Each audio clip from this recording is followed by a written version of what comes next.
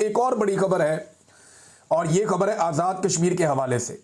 Joint अवामी action committee ने जो मुज़ाकरात किए थे मौजूदा हुकूमत के साथ, चाहे वो वफाकी हुकूमत है, चाहे वो वहाँ की आज़ाद कश्मीर की हुकूमत है, उन मुज़ाकरात के नतीजे में जो चीज़ें उन्होंने हासिल की हैं, अभी तक वो चीज़ें तो मिली नहीं, लेकिन कुछ एक्शन शुरू हो गए हैं।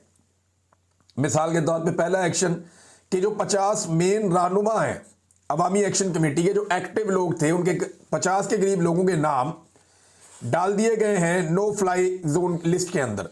यानी ये लोग अब पाकिस्तान से बाहर ट्रेवल नहीं कर पाएंगे। एयरपोर्ट से किसी जहाज में बैठ के चाहे उम्रा करना है, चाहे इन्होंने हज पे जाना है, चाहे इन्होंने बाहर किसी और मुल्क में जाना है, ये लोग अब पाकिस्तान से बाहर ट्रेवल नहीं कर पाएंगे। इनके नाम एजेंसियों ने डलवा दिए हैं वजारत दाखिला के जरिए से नो फ्लाई लिस्ट के अंदर। तो अब ये लोग जो है वो ट्रेवल नहीं कर पाएंगे। पहला कदम तो ये उठाया गया, लेकिन हैरत की बात है कि इनमें से कोई भी बाहर जाना भी नहीं चाहता। मेरी जब इन लोगों से बात होती है वो कहते हैं जी हम बाहर जा ही नहीं सकते, हमारे पास इतने पैसे ही नहीं है। यानी एक की किताबों की दुकान है, उसका सीजन लगता ही तब है जब बच्चों के स्कूल खुलते हैं, नई क्लासेस आती हैं। एक जो है वो तारों का काम करता है, जो इंटरनेट की तारें होती हैं वो ये डालता है। ये लीडर है, मैं आपको बता रहा हूं।